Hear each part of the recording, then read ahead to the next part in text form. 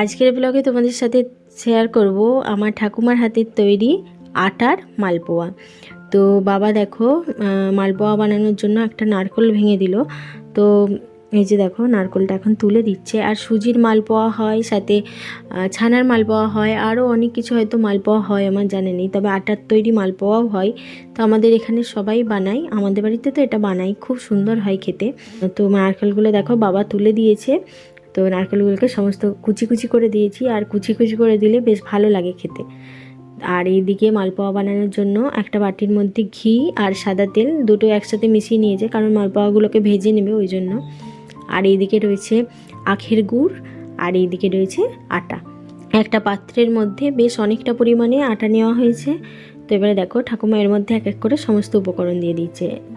স্বাদ মতো লবণ দিল, আর তারপরে এর মধ্যে দিয়ে দিল খাবার সোডা। তারপর দেখো সমস্ত উপকরণ হাত দিয়ে ভালো করে মিশিয়ে নিচ্ছে। আর এই যে দেখো এইদিকে ছোট ছোট দুটো হাতও তার বড় মাকে সাহায্য করছে। তো আমার মেয়ে তো আমাদেরকে বাড়ির সমস্ত কাজে সাহায্য করে। আর এই যে এইদিকে দেখো মালপোয়ার মধ্যে দেওয়া হবে মৌরি। তো সেই মৌরিগুলোকেই এখন হামালদিস্তাতে আধ ভাঙা করে নিচ্ছি, মুখে লাগবে, বেশ ভালো লাগবে খেতে। আর এই যে আমার থেকেও নিয়ে নিয়েছে হামালদিস্তা, সে এখন হামালদিস্তাতে মৌরিগুলো ভেঙে নিচ্ছে। আর এইদিকে দেখো ঠাকুমা সমস্ত উপকরণ একসাথে মিশিয়ে অল্প অল্প করে জল দিয়ে মানে ময়দাটা মেখে নিচ্ছে, ব্যাটারটা বানাচ্ছে। আর এইদিকে দেখো এখন মানে জলের সাথে ময়দাটা মেশানো হয়ে গিয়েছে। এবারে দেখো আখের গুঁড়ো দিয়ে দিচ্ছে, তো পরিমাণ মতো দিচ্ছে। আর বেশি মিষ্টি হলে কি বলো তো পিঠে মানে মালপোয়াগুলো উঠতে চাইবে না, বেশি মিষ্টি হলে কোনো পিঠেই উঠতে চায় না। তো মানে যতটা পরিমাণ ততটা দিচ্ছে, দিয়ে ভালো করে এখন মেখে নিল। যে মৌরিগুলো আধ ভাঙা করা হয়েছে তো সেইগুলোই এখন ওপর থেকে ছড়িয়ে দিল। তো সমস্ত কিছু ভালো করে মাখিয়ে আবার ওপর থেকে দিয়ে দিল নারকেল কুচিগুলো।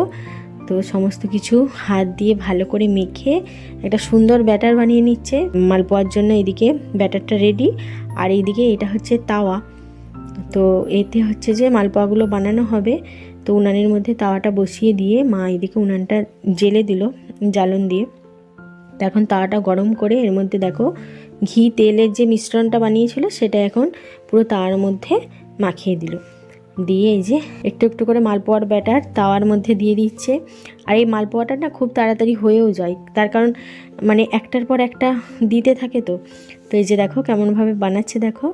তো একটু একটু করে ব্যাটার দিচ্ছে, একটু করে উল্টে পাল্টে একদিকে সেঁকে সেঁকে আবার মানে একদিকে মেলে মেলে রেখে দিচ্ছে, আবারও একটু একটু করে দিয়ে দিচ্ছে, মানে পুরো তাওয়া ভর্তি করে। আর নামানোর আগে মানে ঘি তেল দিয়ে ভালো করে ভেজে উল্টে পাল্টে নামিয়ে নিচ্ছে। তো এইভাবেই আঠার মালপোয়াগুলো বানাই। আর এই যে দেখো মানে দুটো তিনটে মালপোয়া হয়ে গিয়েছে। তো এখন মা দুটো মালপোয়া গোপাল সোনার জন্য আগে রেখে দিল, তারপর আমাদের জন্য ভাজবে। তো এইদিকে দেখো মালপোয়া ঠাকুমা ভেজে নিচ্ছে। তো মালপোয়া দেখো ভাজা এইদিকে হয়ে গিয়েছে। তো এইভাবেই আটার মালপোয়া আমাদের বাড়িতে বানাই। তো এখন সবার জন্য মালপোয়া সেজে নিচ্ছি, প্লেটে খাবো। আর তার আগে এই যে দেখো তোমাদেরকে মালপোয়াটা ভেঙে দেখিয়ে দিচ্ছি তো কতটা নরম হয়েছে। আটার জন্য খুব নরম তুলতুলে হয়, খেতে কিন্তু দুর্দান্ত লাগে। তো তোমরাও বাড়িতে বানিয়ে দেখতে পারো। তো কেমন লাগলো এই রেসিপি জানিও।